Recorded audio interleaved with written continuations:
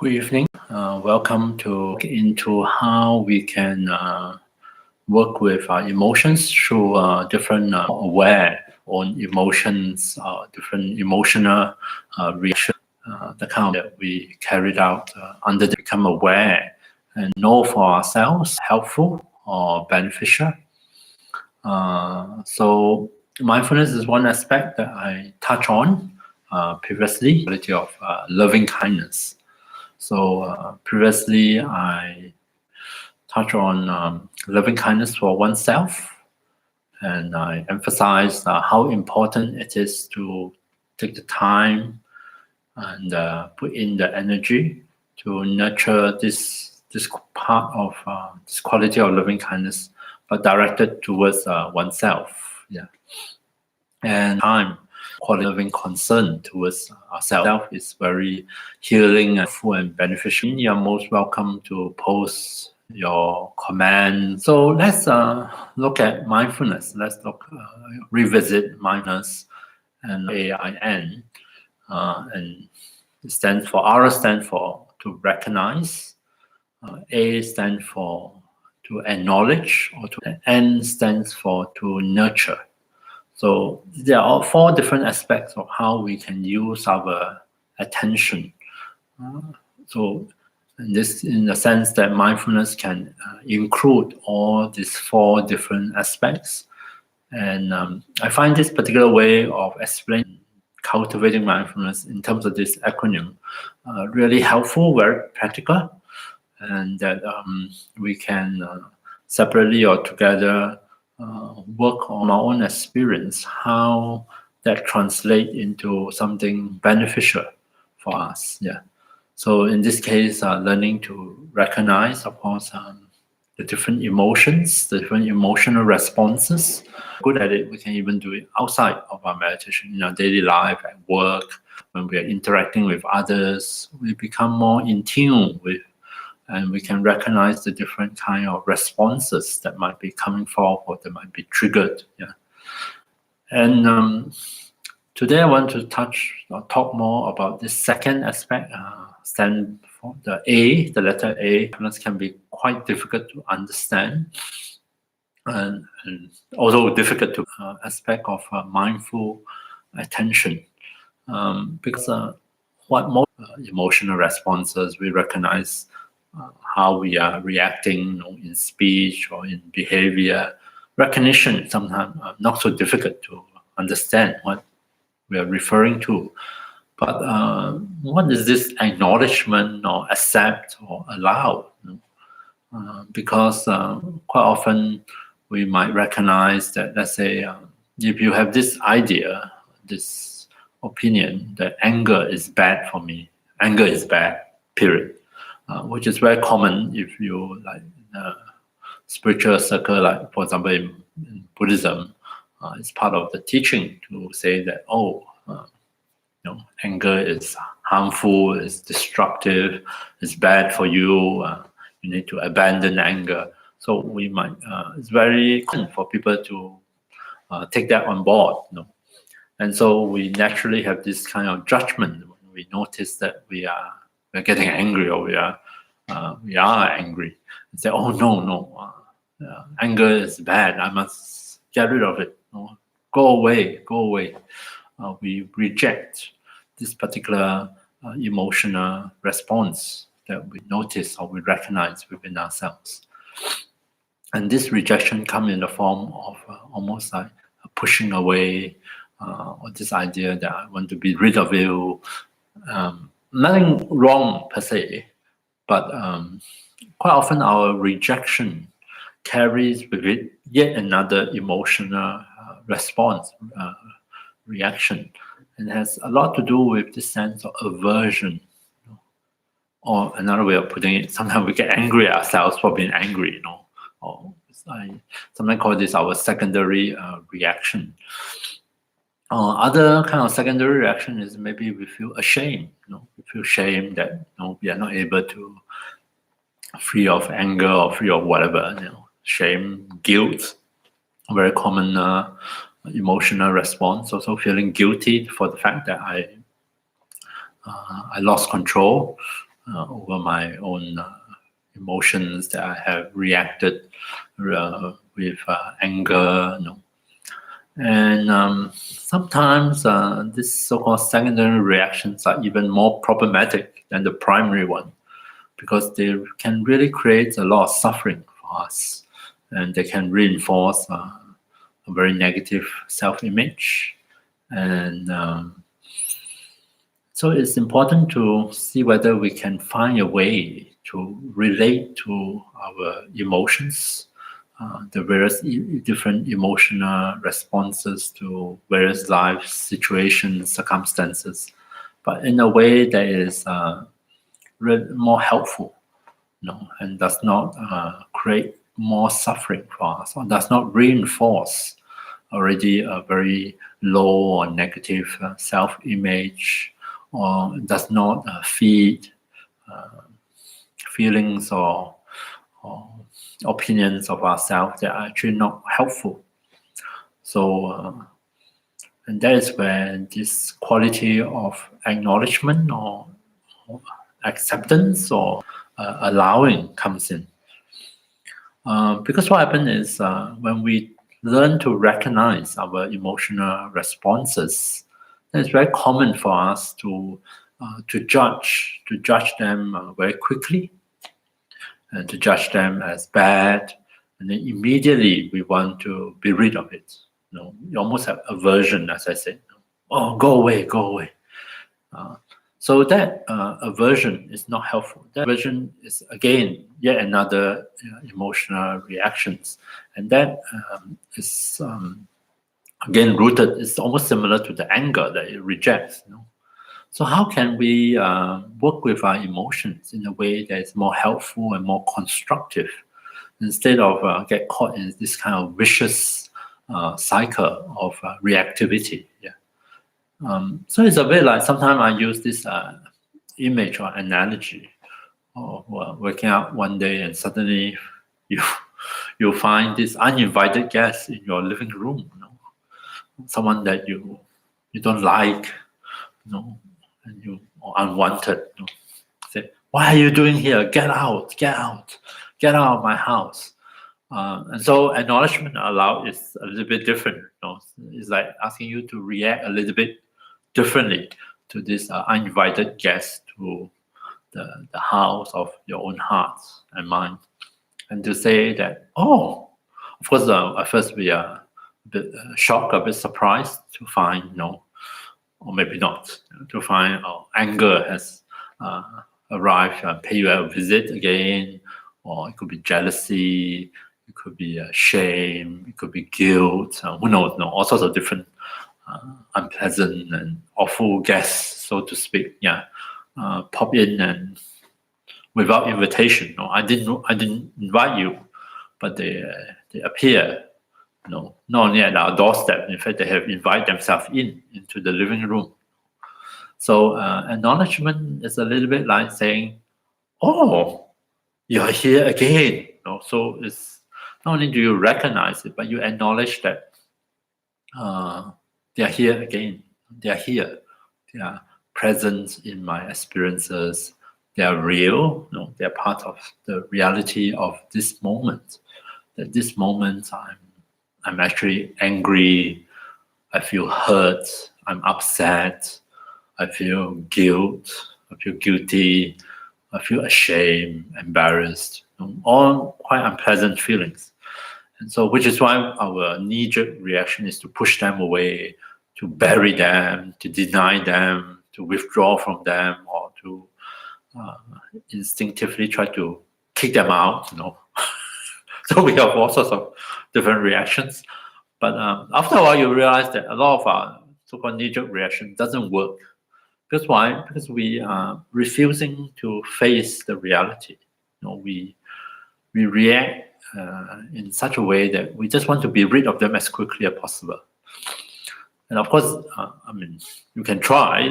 If it works, wonderful. Then they're gone. But usually, it doesn't work, because we have not given enough attention to these various kind of reactions. We have not actually investigated to figure out why are they here? Why am I reacting in this way?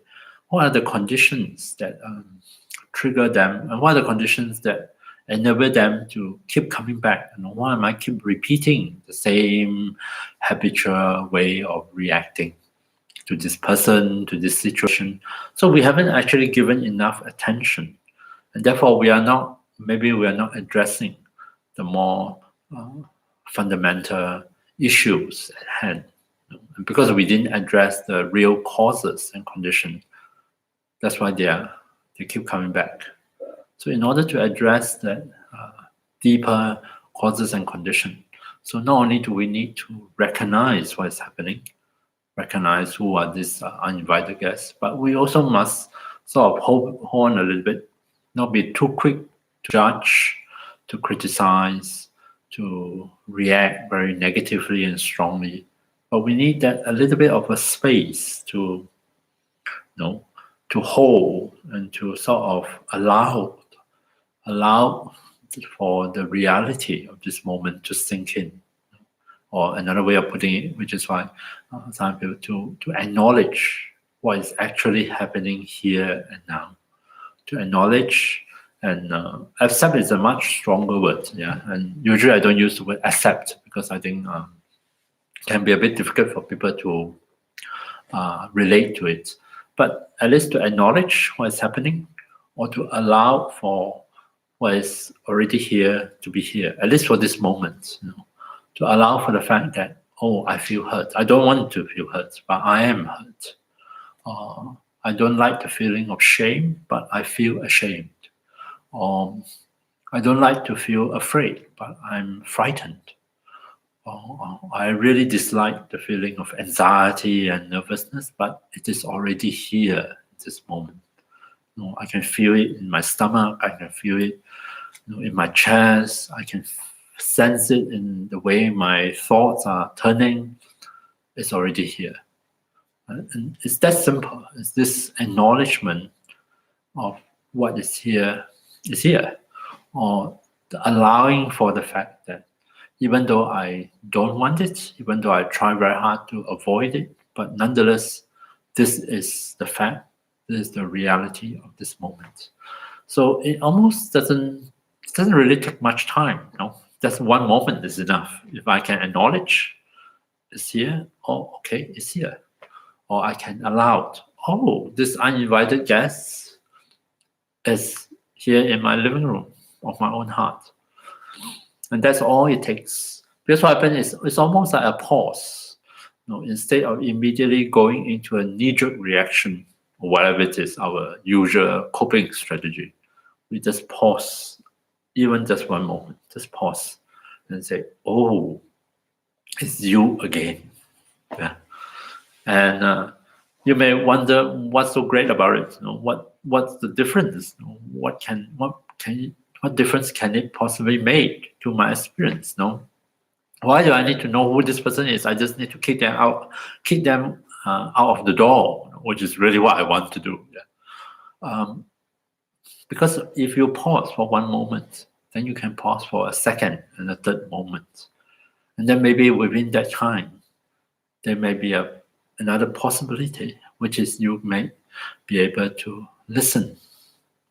Maybe they are here to tell us something that we have been neglecting or refusing to listen or to acknowledge. Or maybe we can take another look at what is happening inside and outside of me.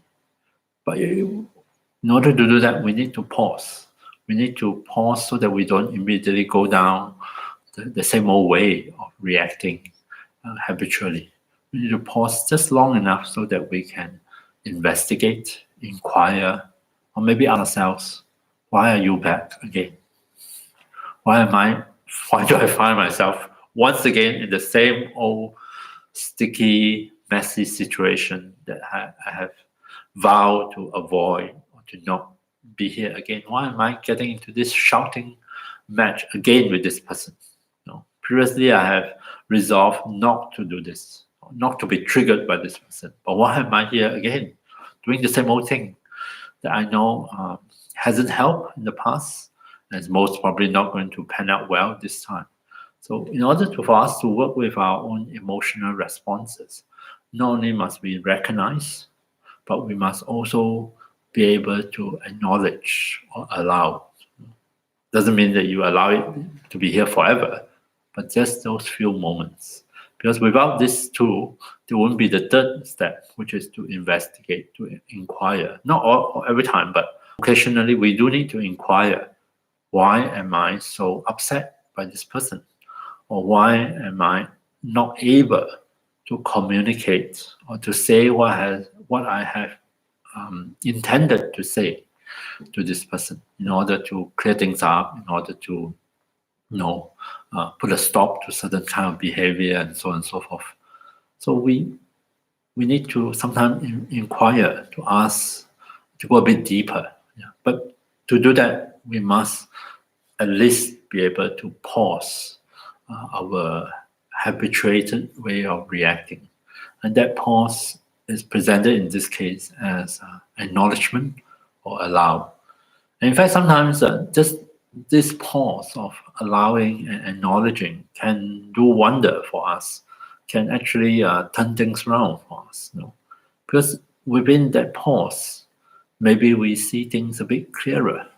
Maybe we have, or even if not, even just this pause is enough, because at least it stops us from proceeding on with our usual coping strategy, which is probably the one that causes us more trouble, more problems. Yeah.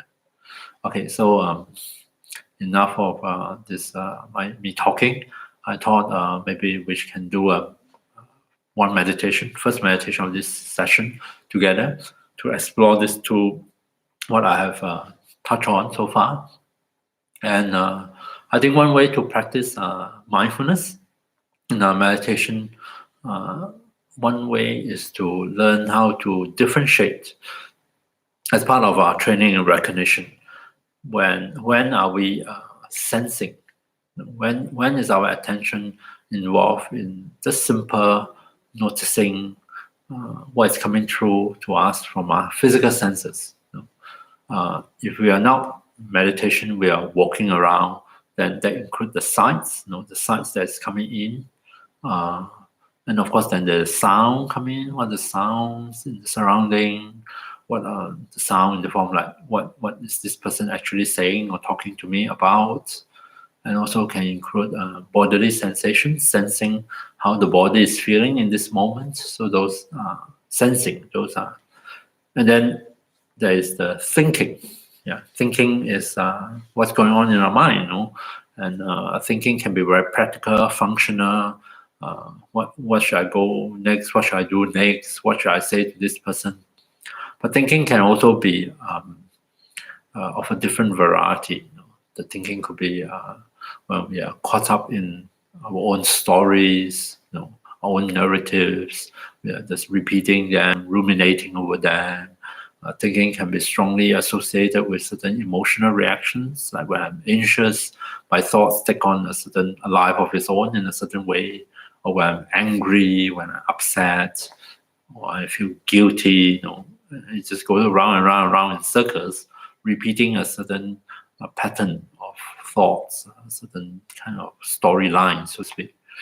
So there is, and when we are thinking, our full attention is not, of course, not with sensing. Right? I'm not saying that one is necessarily better than the other, but part of mindfulness training is to recognize whether I'm sensing or I'm thinking, whether that my attention is preoccupied with being here and now, sensing what is happening, or is it my attention is drawn into thinking about something. Right? So first is this recognition. Of course, as we develop our mindfulness, we are even better able to evaluate which one is more appropriate for the moment. Like if someone is talking to me, by right, I should be with listening, giving my attention to this person so that I can better understand. Okay, at least I can hear what the person is trying to say to me, right? But it may not happen that way. I might be preoccupied with thinking. Sometimes the very common thing is thinking what to say next when it's my turn, or when is this person is going to pause so that I can interrupt and say my own piece. Yeah. So I'm thinking, preoccupied with thinking. So this distinction enable us to know what we are doing, and also enable us to give us a choice. Do I want to continue thinking, or do I want to come back to sensing, to listening, to sensing what is happening, to seeing what is ahead of me? Yeah. So that is a simple technique we can try out in meditation to enhance our ability at recognizing. And today we're going to do that now. I'm going to invite you to, as we settle into meditation, to occasionally now and then to notice, where is my attention? Am I sensing the breath, feeling the breath flowing in and out? Or has my attention is already gone involved in thinking?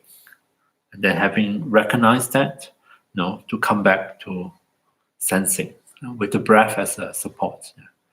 But today, there's no separate kind of thing to do, but I invite you to try on this attitude as part of the mindfulness of acknowledgement, of allowing. And that manifests in how we react when we recognize. When we recognize that we are thinking, how do we react to it? Do I react by saying, "Oh no, I'm thinking again," and quickly jerk your attention back to the breath? So there is a reaction there, right? Or is it possible when you recognize that you are lost in thoughts, that you can just simply pause and acknowledge and say, "Oh, I'm with my favorite fantasy again," in a very kind of much more relaxed, matter-of-fact way of just acknowledging. Maybe good, maybe bad, maybe helpful, not helpful, regardless. But this is the reality of that moment, and I have recognized it. I recognize that, oh, I'm once again caught up in my fantasy, in my daydream. But be able to acknowledge that without spilling over into other kind of reaction like aversion or feeling defeated, a failure at meditation and so on. It's not necessary. You just acknowledge, all right, I'm thinking. Allow for that possibility. Allow for the fact that this is another aspect of my meditation, that I am very preoccupied with thinking. Maybe more so in this session than any other session.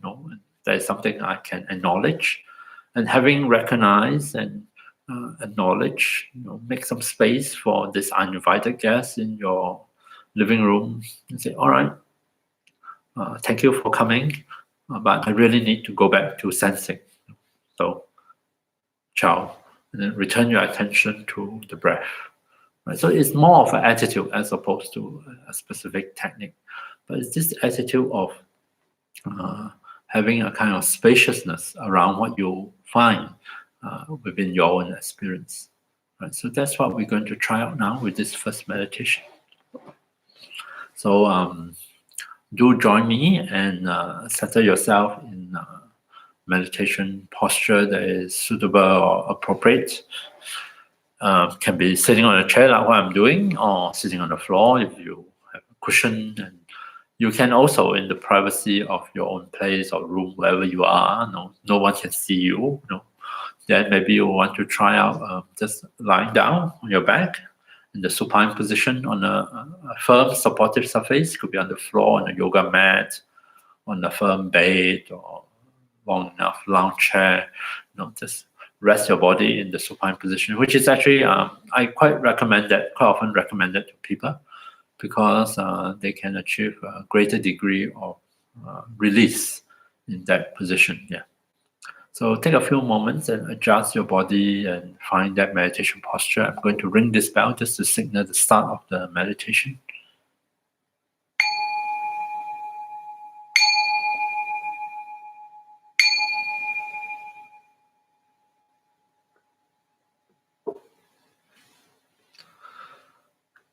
So rest your body in your posture. Place your arms and hands in such a way that they are supported and that you can allow the shoulders to be relaxed. Make sure that your back is comfortable in your posture, that the back or spine is upright if you are sitting and straight if you are lying down. And try to avoid introducing additional tension or contraction into your back, your spine, through your posture. Feel free to close your eyes completely if you find that helpful. If you're used to keeping your eyes open or half open in meditation, that is perfectly fine. So let's start by becoming aware of the support on the solid, firm, and stable support. One that is able to keep it well balanced, well supported, and safe. And see if you can mentally surrender the body to the posture. Allow the body to begin a natural process of loosening up, unwinding, putting aside unnecessary tightenings and contractions in different parts of the body, so that you can really settle down comfortably into this posture.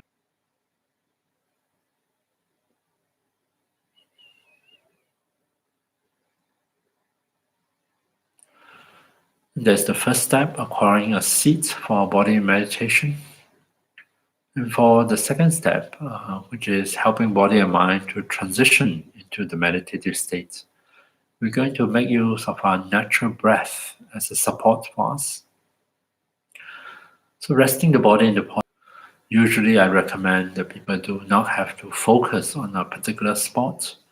Instead, allow into your awareness that wave-like movements of the breath flowing in and out of the body, expanding, contracting, rising and falling. And just rest your attention, your awareness on that wave of changing sensations that we call the breath.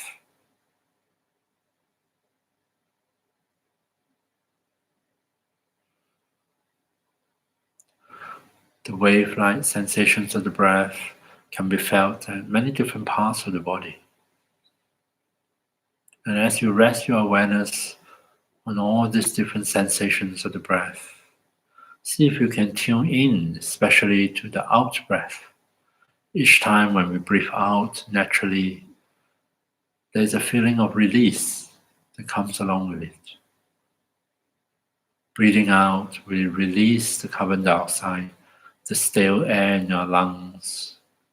So maybe we can also persuade the body to release more and more of the area of tightness, of tension and contractions that are uncomfortable. Maybe they can go with the breath.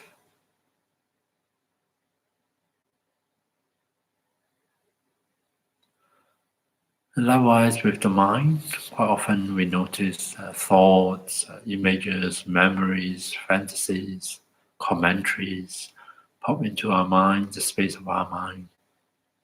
And if they are not helpful, if they're not related to the meditation, maybe they can also flow away with the out breath.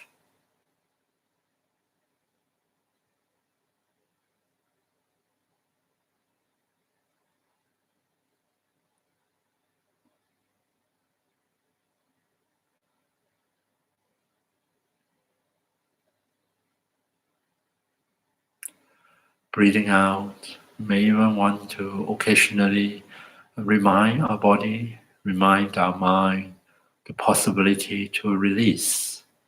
Instead of tightening, instead of tensing up, instead of bracing against what we find here, as we breathe out, we can release.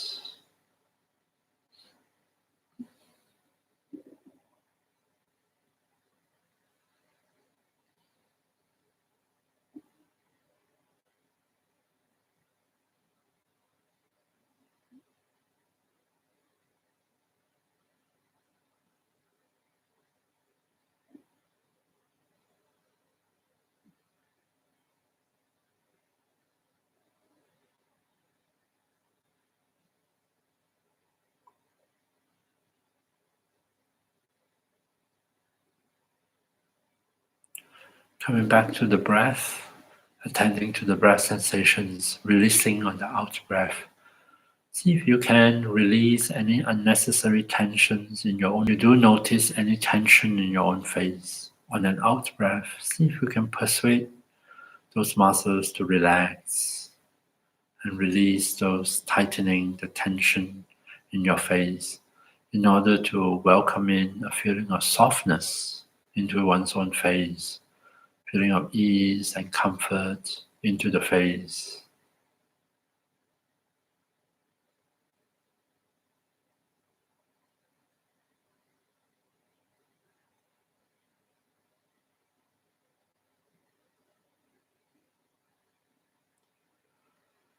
Making use of the breath as a support for us for the rest of the meditation. Now we can begin the actual meditation of mindfulness. So we train ourselves to recognize and differentiate between sensing and thinking. When attention is sensing the breath sensations in the body, when attention is aware of sounds in the surrounding, or likewise attending to other bodily sensations, see if you can make a note, sensing.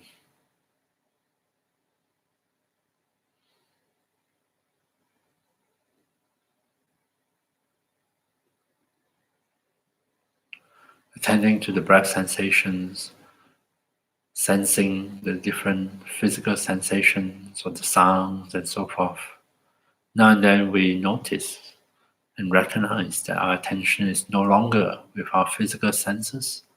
Attention is drawn into the realm of thoughts, of images, of memories, of fantasies, of ongoing inner commentary. And see if you can recognize that. And maybe you want to label it, thinking.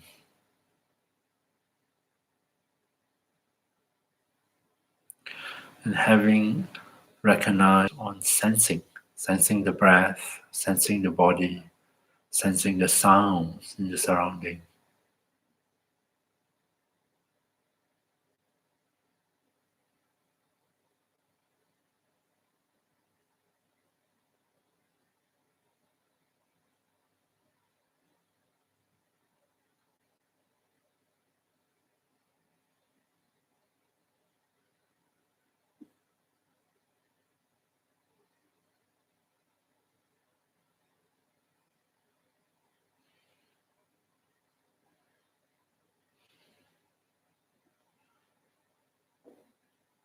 Coming back to the breath, coming back to recognition of whether your attention is with sensing or with thinking. See if you can make good use of the labor, help you to recognize when attention is preoccupied with sensing and when attention is involved with thinking. And in either case, we can also practice acknowledgement or allowing, so long as we recognize and allow it to be here for that moment.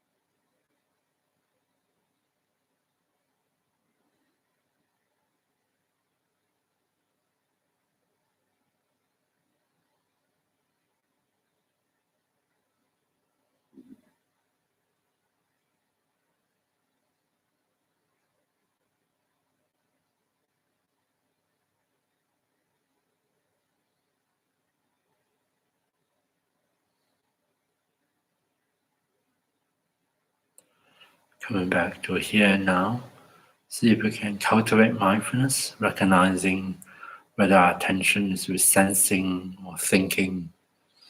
So see if we can practice acknowledging what is here has been here, and allow for it to be so, without immediately reacting with aversion, with judgment. See if we can create a bit of space, a bit of a pause after our recognition.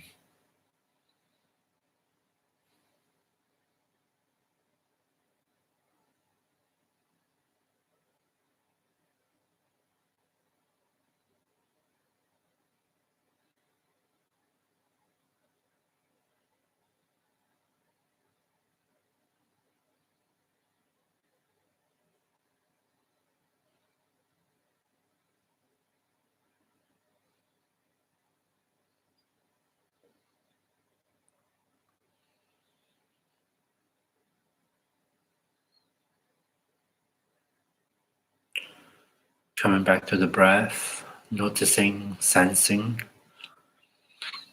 On occasion, maybe we recognize that our mind, our body come under the influence of dullness or sleepiness. So there is another thing we can recognize and acknowledge as well. Acknowledge that we are sleepy, that we may have dozed off, or the opposite. Recognize and acknowledge that the mind is busy, agitated, restless, full of thoughts. In either case, there is no need to react negatively with aversion. Simply acknowledge after recognition and invite our attention to come back here and now to the breath and continue.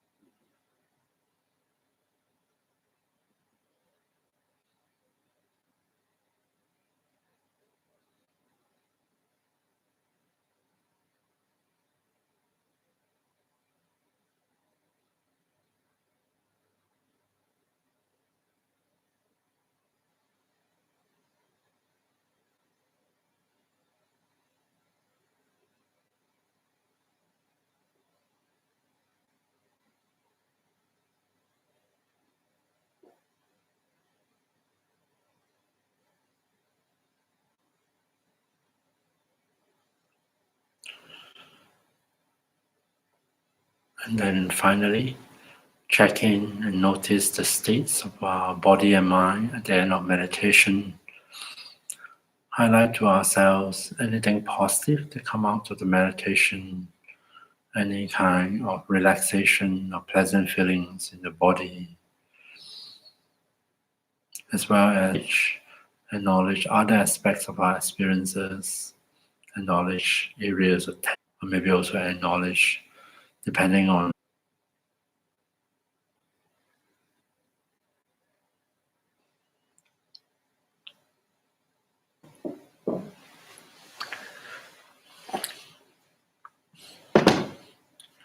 skills to know for ourselves, know what are the different emotion responses. Wholesome, of those are unwholesome, as in they are maybe harmful, or they may involve certain distorted way of perception and understanding, or they're rooted in some wrong, and so forth.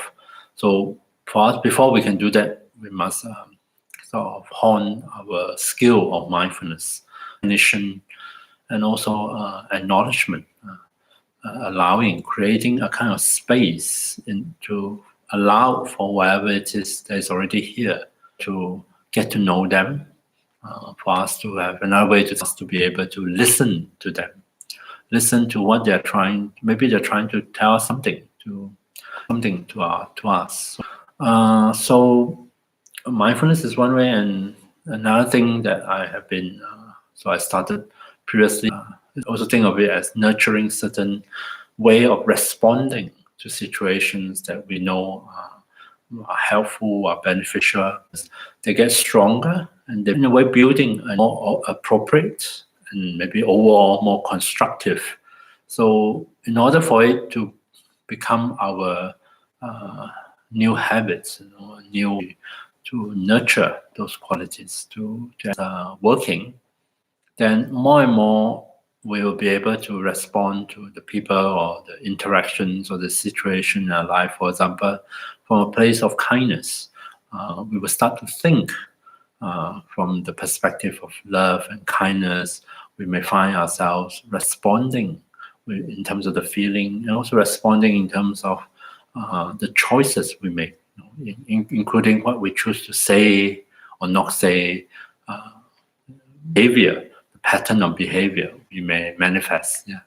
So it's also just as important to take the trouble to nurture something really good and beneficial, and nurturing is very simple. Again, by giving it the energy of our attention. It's a bit like watering certain seeds, certain seeds of wholesomeness, certain seeds of goodness within ourselves, and we give them the energy of our attention and allowing them to grow, to flourish, and to develop. Yeah.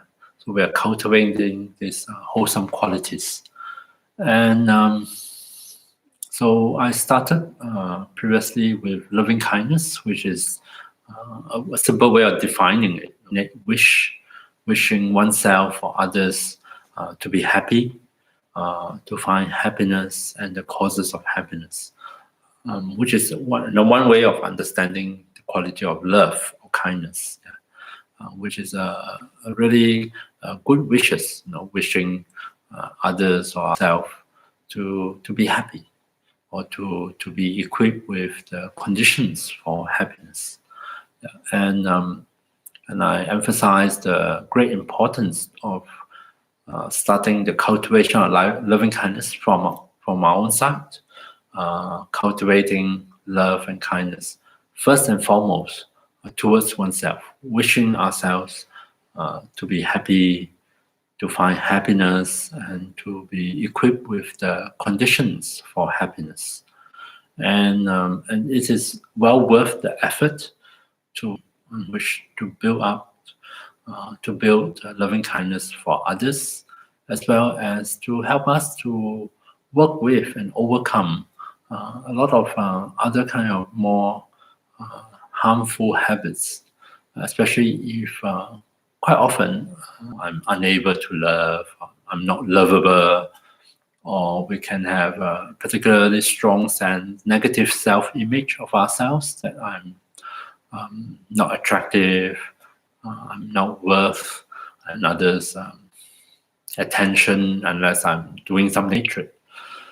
So, which is actually very damaging to our well-being, to our happiness, if we do carry this tendency within us. And it's particularly difficult to uproot this kind of strongly held belief, which I think is a wrong belief, to view oneself as unworthy, to carry a feeling of unworthiness with us, deep within us, because it sort of poison everything, poison even our joy, our happiness. It affects the way we think, we perceive things, and we behave and react. So, if possible, we should try to get to it as early as possible, because otherwise, if we hold such a mistaken belief, deeply held belief at the at a very foundational level, then if we were to build, whatever we build on it will be distorted by it, will be negatively affected by it. So it's best right at the beginning to try to uproot this kind of negative self-image, this kind of feelings of deep-seated guilt or shame or worthlessness. Yeah, if we can get to it as early as possible, if we can create love and concern for ourselves, without neglecting or ignoring our own mistakes, our own misgivings, or our own vices, which we do have, not neglect them or denying them, but even as we acknowledge this aspect of ourselves that we need to work on, we are building a very good foundation of genuine love and concern for ourselves. And on this basis, you'll find that it's really so much easier and so much healthier to build up our love, compassion, and concern for others, the different people in our life. So that's why in loving kindness meditation, it's often recommended that we start by radiating loving kindness towards oneself. And my method, the method that I often present, which is the one I use in my own meditation, is to make use of a few simple phrases and just repeat them. I was saying previously that in my retreat on loving kindness, I say it so many times, it's almost like a mantra. Of course, the idea is not to say them mindlessly, just mumbling, but to say them with clear intention and awareness, and to stay connected with the underlying thought or wish of love and kindness. Yeah. But I say them so often, the phrases, because they are my support. Yeah. And as I say the phrases, I have all sorts of different reactions and responses. Not always loving. Sometimes I don't know why I'm angry. It brought up certain anger. Or I'm upset. I'm bored. Or I might be sad. Because different things might be triggered in such a meditation on loving kindness. And they all can be recognized for what they are, can be acknowledged and allowed to be. And also we can inquire into them. We can apply mindfulness to ourselves by repeating a few simple phrases of loving kindness. So my stock phrases are, those are the 4 phrases I use. So having done that for oneself, then we can turn our attention to other people in our life. And in the beginning, it's good to work with individual, one person at a time. So we bring someone to mind. We can picture this person in our mind's eye with a visual image of the person. And before we start offering the phrases to this person, wishing this person to be well and happy, there's an image, but the whole of that person become real to us, come back to us. Because in our busy life, maybe not so busy now, we are under lockdown at the moment, but previously, most of the time, we are always busy, right? We are always not enough time, we're always rushing. It's very easy for us to take others for granted, to take them for granted in the sense that we hold this idea, I know this person very well, I know them for so long, I don't need to pay too much attention. And that's precisely the thing that is lacking, attention. So in loving kindness meditation, we are deliberately, purposefully returning our attention, in this case, to the people closest to us. Turn our attention to each one of them, one at a time, and remind ourselves of what we know about this person, which are our memories, our ideas, but also, to allow this person to come fully into the space of our awareness. What might be his or her wishes, dreams, hopes, also what are maybe their fears, their anxiety, their concerns, And if possible, today I invite you to remind yourself of what are the good things you see in this person, the goodness of this person, And I define the word goodness very loosely. Whatever is good about this person, or good in this person, or about this person, or related to this person. So it could be their good qualities that you are aware of, and now you can really bring that to mind. His or her kindness, love, concern, especially towards oneself, maybe. Other good qualities, his or her talents, accomplishments, things that maybe you are proud of, you admire in this person, things that you think are very admirable, really wonderful about this person. It doesn't have to be. I mean, it's all very personal. It doesn't have to. Don't have to follow society's standards or whatever, other people's opinions. It's purely how you view this person. And by recollecting and seeing goodness in someone, that is actually a condition that makes it so much easier for us to respond to this person with love, kindness from a good place, because they are good. By seeing their goodness or reminding ourselves of their goodness, it opens our hearts and makes it so much easier to offer loving kindness to this person.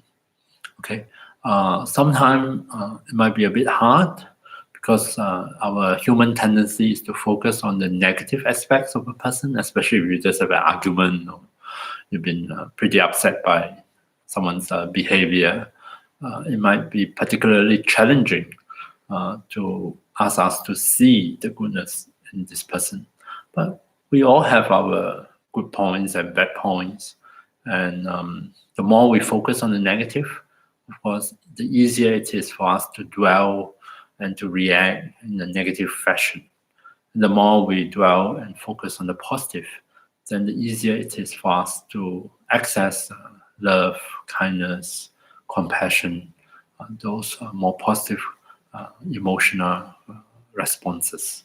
So what I'm inviting you in this next meditation that we're going to do is not only to just repeat and radiate the phrases of loving kindness to the different people in our life, but also take this opportunity to pause and to remind ourselves of what we know about each one of them, and in particular to try to see their individual goodness. Yeah. So feel free to define the word good in different ways. I often suggest people to start from a lower standard. Don't try to look for perfection.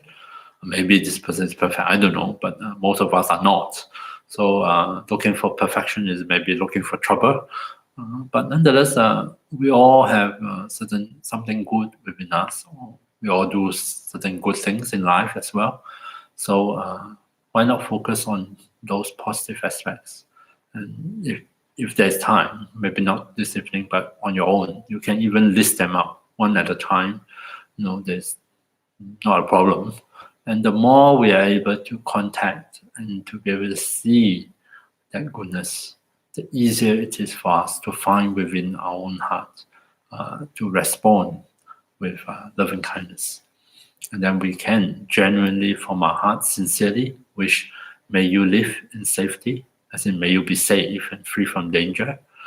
May you be happy, as in may you find mental happiness, cheerfulness, the lightness of being and heart.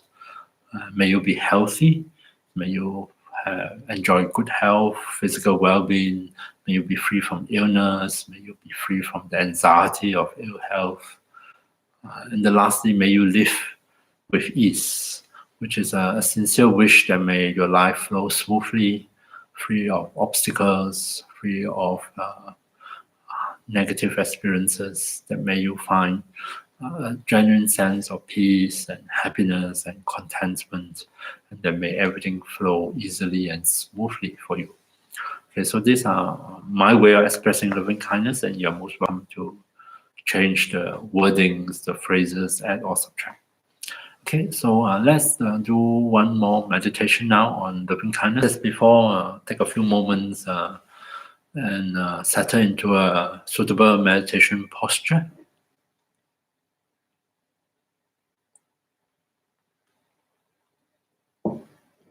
I'll just ring this bell to signal the start of the meditation.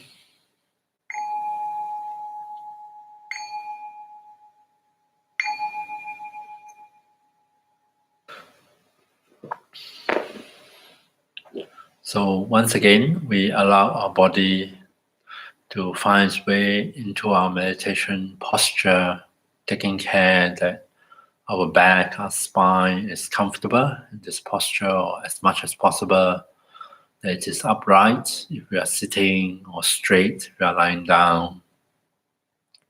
Ensure that we rest our hands and arms in such a way on the support that we do not need to tense up the muscles of our shoulders or arms unnecessarily.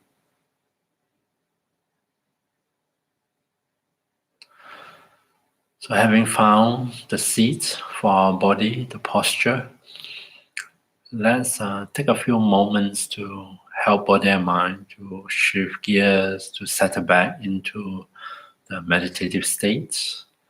And we do so with the help of the breath. So let's start with a few deep breaths. And as we breathe in and out deeply, see if you can, with the out breath, remind yourself to release.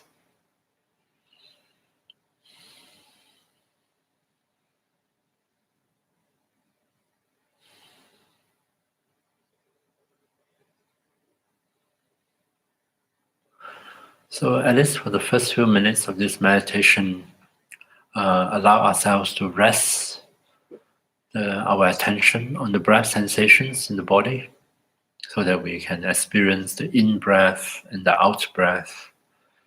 And with the help of our out-breath, see if we can deepen the sense of release, releasing unnecessary tension and tightness, release different thoughts or memories or fantasies or commentaries that pop into the mind.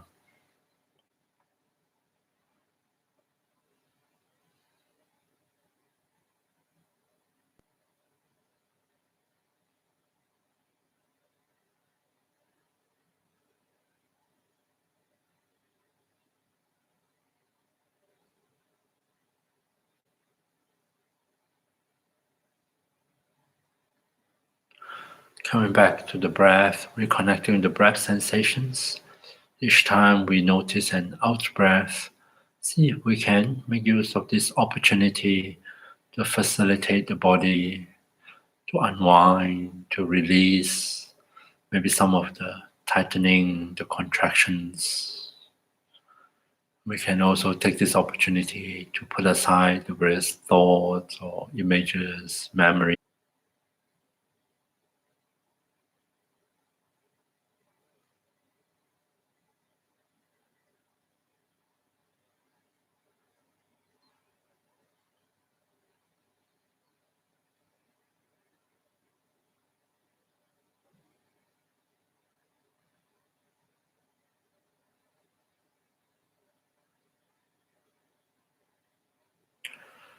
Coming back to the breath, breathing out to release. See if we notice whether have we unconsciously tense up the muscles of our face once again. We do have a habit of tensing up the facial muscles. And if we notice any tension here at the face, now is a good time as we breathe out to see if we can release those tensions in a feeling of ease and comfort into our whole face.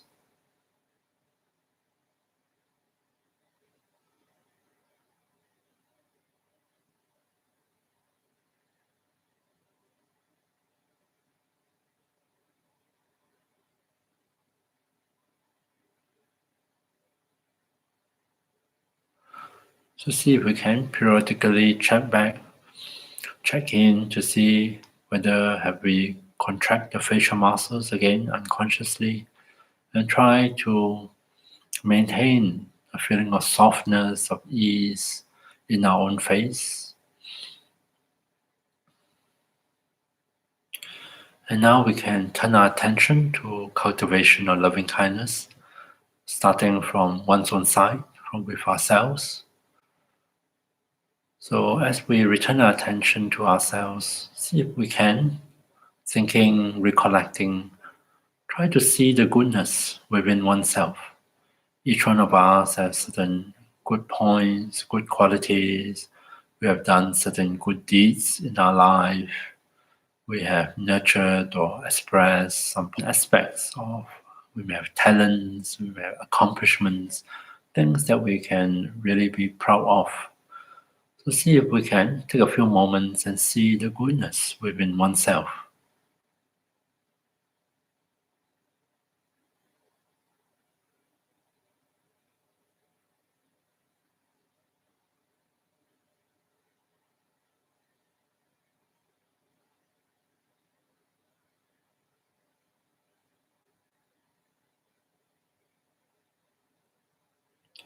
In the light of seeing goodness within oneself, see if we can find and respond with genuine loving kindness towards ourselves, wishing from the bottom of our hearts with a few simple phrases that best convey our understanding of love and concern.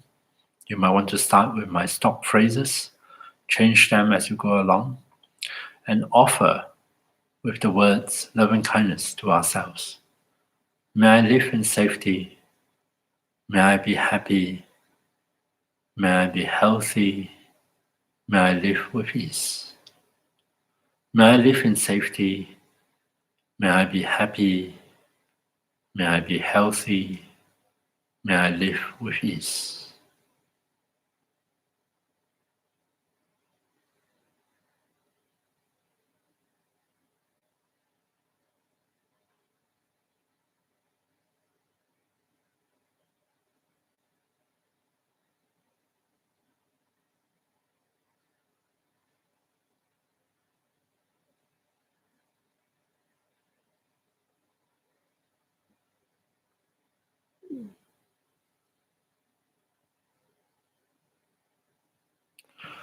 So coming back to the wordings, the phrases of loving kindness, if we do notice our attention has wandered off elsewhere, see if we can respond with kindness. Simply invite our attention to come back here and now, come back to the words, and mindfully repeat the phrases with as much sincerity we can find. May I live in safety. May I be happy. May I be healthy. May I live with ease.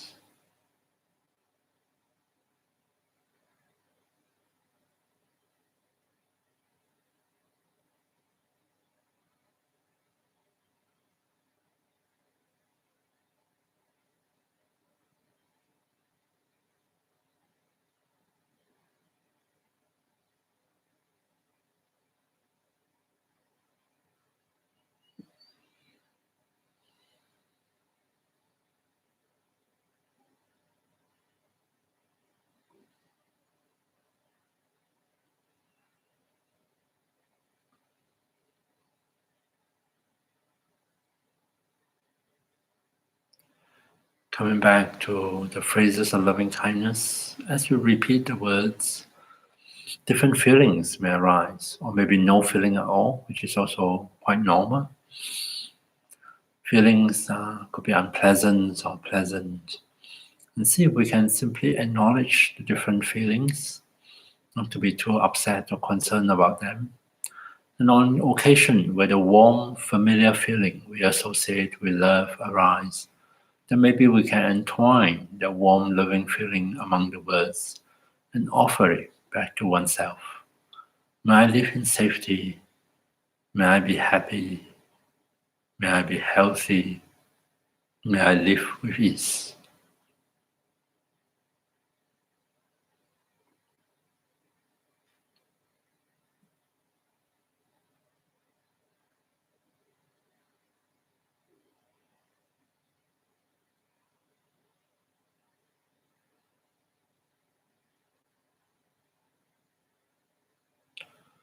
And then when you feel ready, of course, you're most welcome to continue radiating loving kindness to yourself. If not, now is the time to consider switching, turning our attention outwards towards the various different people in our life. See if you can, one at a time, bring them to mind. Picture the person and repeat the same process. Take a few moments, recollect what you know about this person. Try to see the goodness within each one of them. And in response to that, offer them the phrases of loving kindness. May you live in safety. May you be happy. May you be healthy. May you live with ease.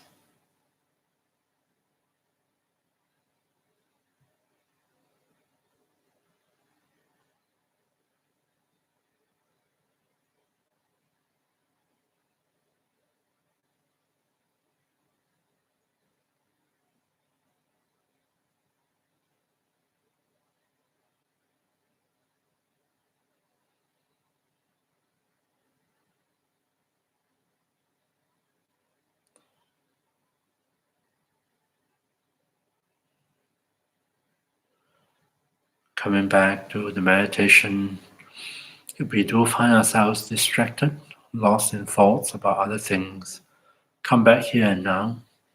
Refocus on the image of this person you are radiating loving kindness to. Remind yourself of his or her goodness, good qualities, good deeds, and so on and so forth. And once again, repeat the phrases of loving kindness. May you live in safety. May you be happy. May you be healthy. May you live with ease.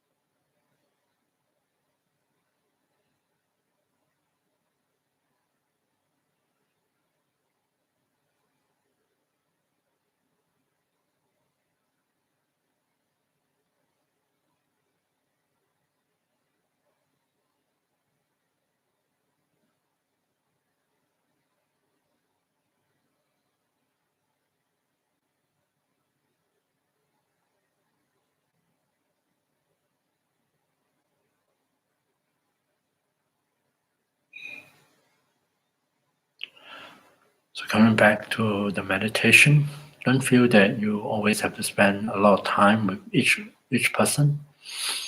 Sometimes it is perfectly fine to offer a few repetition of the phrases of loving kindness and then move on. Say goodbye to this person, release his or her image, and bring another person to mind.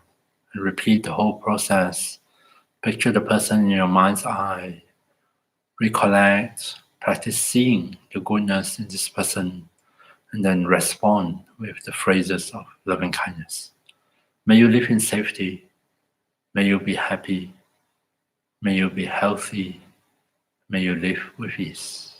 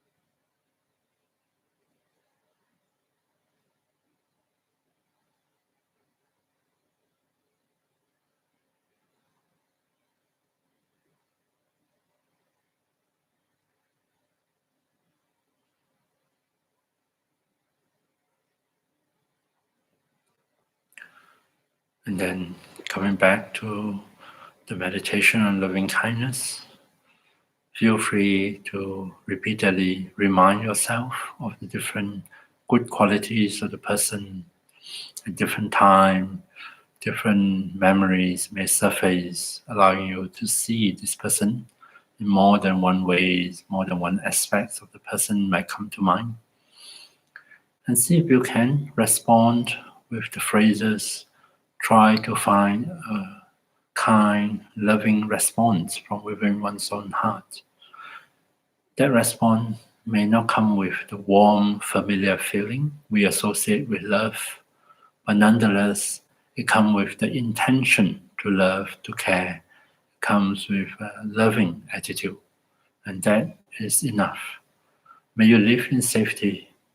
May you be happy. May you be healthy. May you live with ease.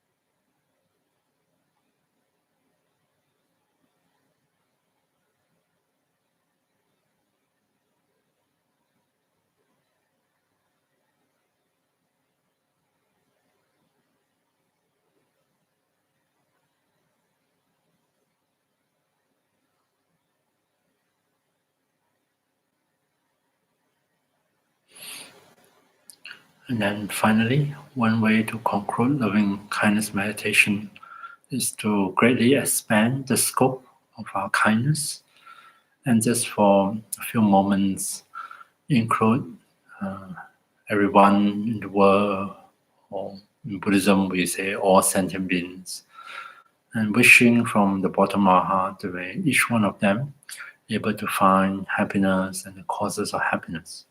May all sentient beings everywhere live in safety. May all sentient beings be happy. May all sentient beings be healthy. May all sentient beings live with ease.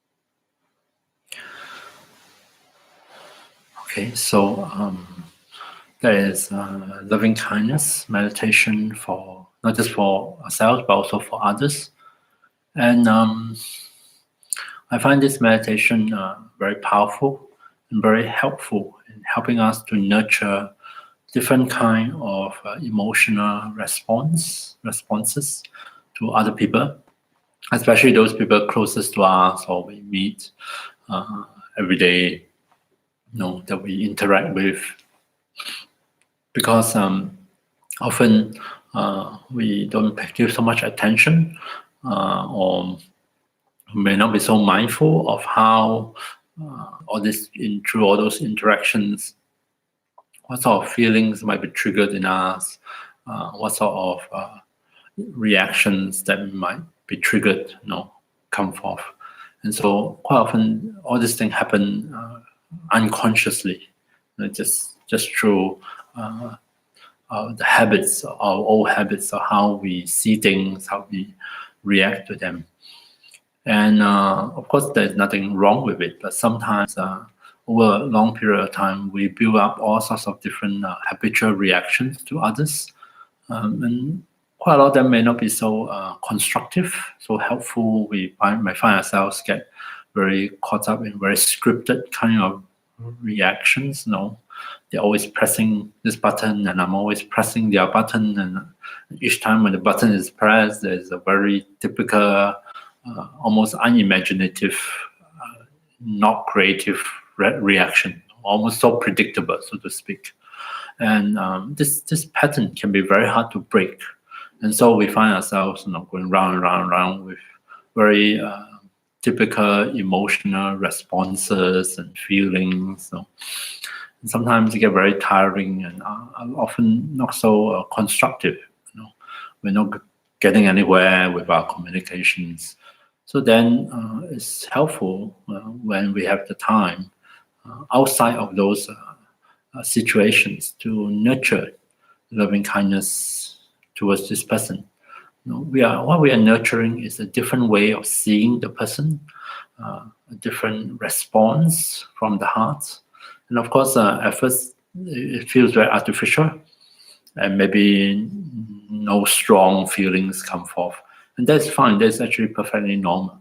We just sort of getting ourselves used to a different way of looking at the person, try to uncover a different perspective, one that we may not often notice, or we're not used to it because we never take the trouble or the time to attend to that, and try to almost like rehearse a different way, or sometimes it's not a rehearsal, sometimes it's almost like reminding ourselves of a way we feel towards this person that might be true in the past, but lately because of my stress stress, and it has not been so apparent.